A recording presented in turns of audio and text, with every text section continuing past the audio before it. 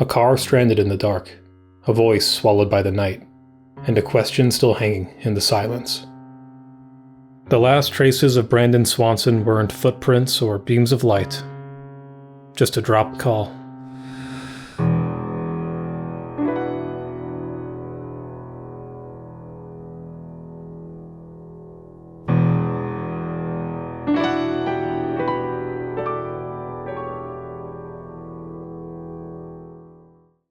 It was a day Brandon had been waiting for, the end of freshman year. Long lectures and late nights, his classes had left him drained. But as far as he was concerned, it was all just another step towards a well-earned future. For the first time in months, he felt like he could finally breathe again. There was no deadline hanging over him, no assignments demanding his attention, just a clear, open evening ahead. Pushing open the heavy doors of the main building, he stepped out into the sunlight, and a mixture of excitement and relief washed over him. The wind caught the last traces of exhaustion from his body, carrying them off without ceremony. He adjusted his glasses, felt the sun warm his face, and for a brief moment, let the weight of the year slip away. Brandon wasn't the loudest in the room. He didn't need to be. He was thoughtful, steady, the kind of friend people trusted without hesitation. And today felt like a small victory he genuinely earned.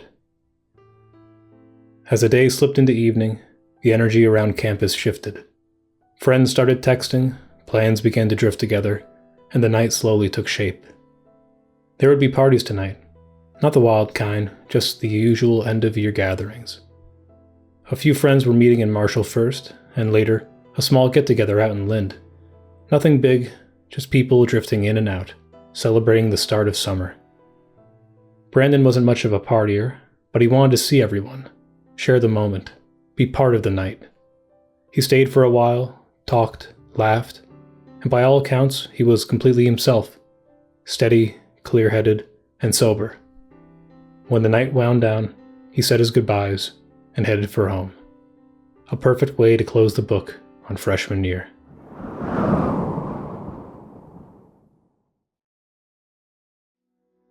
Driving down a dark country road, Brandon's father, Brian, tried to fight off the exhaustion and concern filling his mind.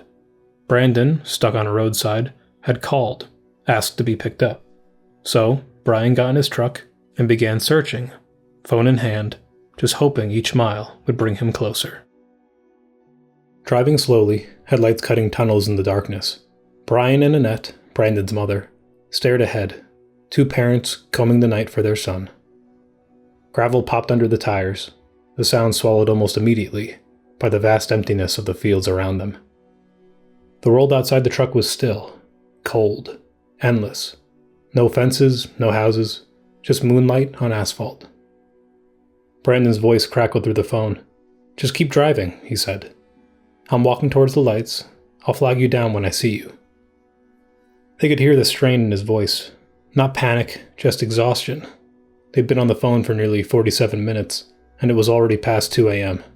They just wanted to find him and bring him home. Brian squinted at the night, rolled down the window, and let the spring air bite at his face. The breeze carried familiar sounds, crickets, dry grass shifting in the stillness, but no sign of his son. Just wind, indifferent, unbothered, moving on like nothing had changed. "Are you sure you're close to Lynn?" Brian asked, trying to stay level. Brandon responded, "I'm positive. The lights are really bright now. I'm almost there." "Ah, shit!" "Brandon?" Pulling the truck over, his chest tightened with a weight he couldn't explain, only feel.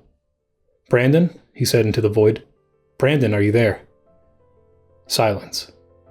They hung up, called back, straight to voicemail, each time. Brian rolled the window down again, desperate for air. The crickets still chirped, the wind still whispered through the tall grass. The world carried on, quiet, automatic, indifferent. Sitting there, phone in hand, staring back at the darkness, the road ahead of him was empty. Just the hum of the engine, and a sinking feeling he couldn't name. Somewhere out there, his son was missing.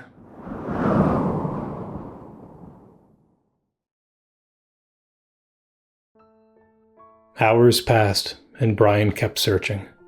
The sun dragged itself up over the horizon, but it brought no warmth, no comfort, only stillness and empty roads. At 6:30 a.m., desperate and exhausted, Brandon's parents drove to the police station. They explained the call and the silence that followed it. They expected urgency, someone to take the wheel. Instead, blank faces, a shrug. "He's 19, the officer said.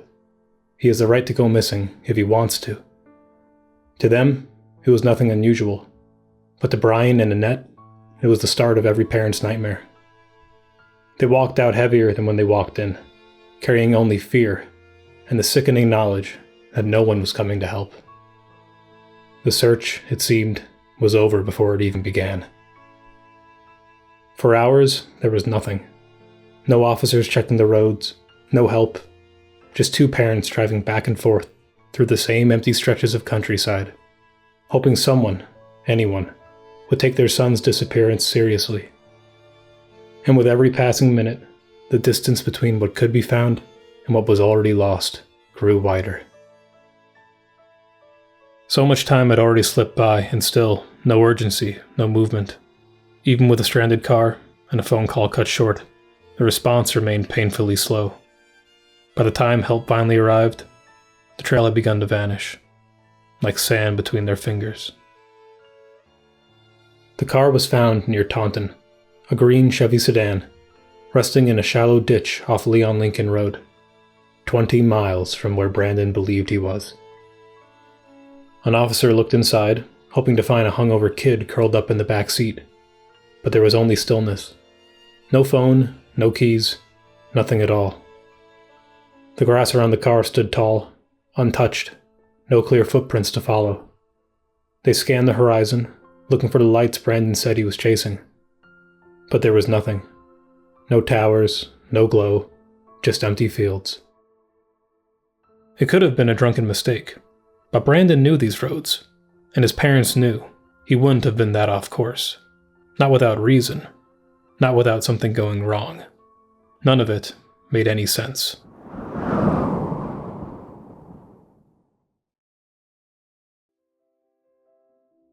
With no sign of Brandon, the search widened.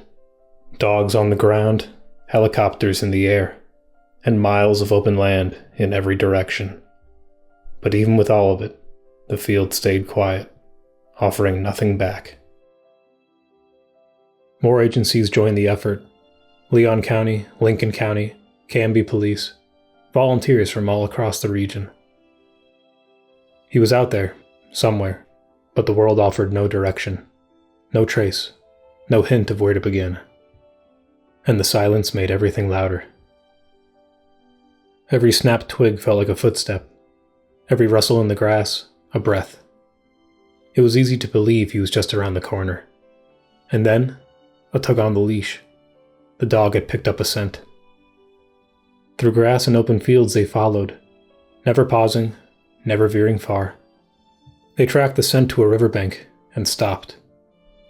The dogs panted, the bugs hummed, and a breath of hope slipped away into the flowing water. The river was shallow in places, deep in others, the kind of water that looks harmless until you slip in and lose your footing. Teams searched it, walked its edges, and sent divers through the darkest pockets. But nothing turned up. Some say he fell in, others believe he made it out the other side. But either way, the trail ended there. Others wondered if he'd become disoriented in the night air, that the cold might have crept in quietly, the way it sometimes does, turning the familiar into something unrecognizable. That he wandered into the Minnesota farmland, searching for somewhere warm, somewhere safe, but without evidence, it remained just another theory, lingering at the edge of what little is known.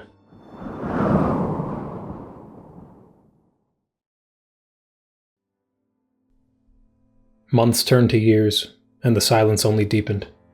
The call had ended, the car was found, but Brandon wasn't.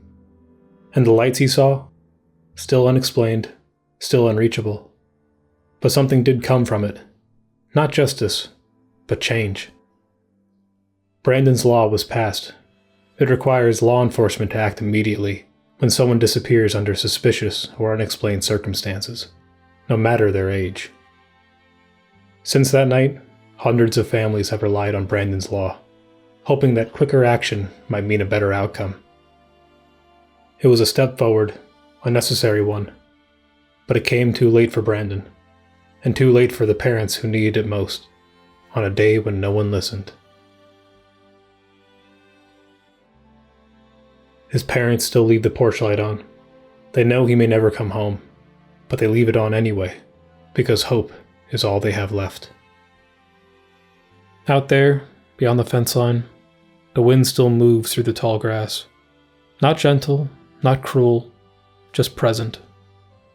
A restless breath across the open fields, never stopping, never answering. The lights he walked towards never led him home, but something still lingers in the air. And it never really left.